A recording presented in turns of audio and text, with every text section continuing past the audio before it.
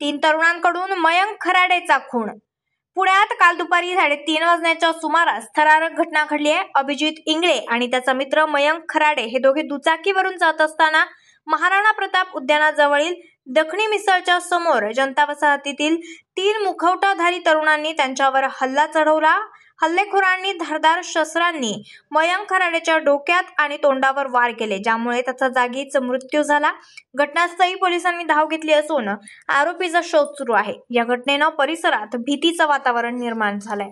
प्राथमिक माहिती मिळाली नाही आहे। फक्त प्राथमिक माहिती एवढीच आहे की या तरुणांमध्ये पहिल्यापासून वाद होता, त्या वादांच्यामुळे ही घटना घडलेली आहे। आता हे काय टोळी आहे किंवा यांच्यावर पहिलेचे गुन्हे आहे तर आपण बघू शकतो। हा जो मयत होता याच्यावर काय पूर्व गुन्हे नव्हते, प्राथमिक माहिती अशी मिळत आहे। पुढील आम्ही अजून तपास करत आहे की कोणी मारलं आहे, कोणी काही कशामध्ये इन्व्हॉल्ड आहे। टोळीचा प्राथमिक असा काही संबंध याच्यात दिसून येत नाही आहे। आरोपींची नावं निश्चित सर, आरोपी नेमके कोण होती, त्यांची नावं समोर आली का, कशामुळे मारलं, हत्यार कुठली वापरली? आरोपींचा शोध घेणं अजून पण चालू आहे। आमची टीम आम्ही पाठवलेली आहे। लवकरात लवकर आम्ही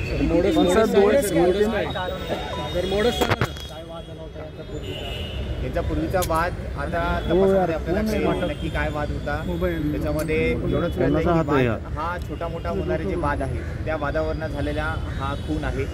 मोडस काय होती सर?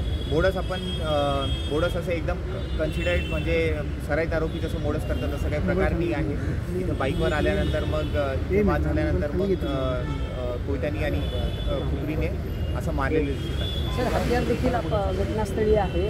ते तरुण किती जण होते हल्ला करणारे? गाडीवरती आले होते का, याची काही माहिती मिळू शकले? जी, गाडीवर आले होते 2 ते 3 तरुण आहे अशी प्राथमिक माहिती आहे। तपासामध्ये आपल्याला नक्कीच मिळेल मॅडम, अल्पवयीन आहे। ठीक आहे, थँक्यू। लोकनायक न्यूज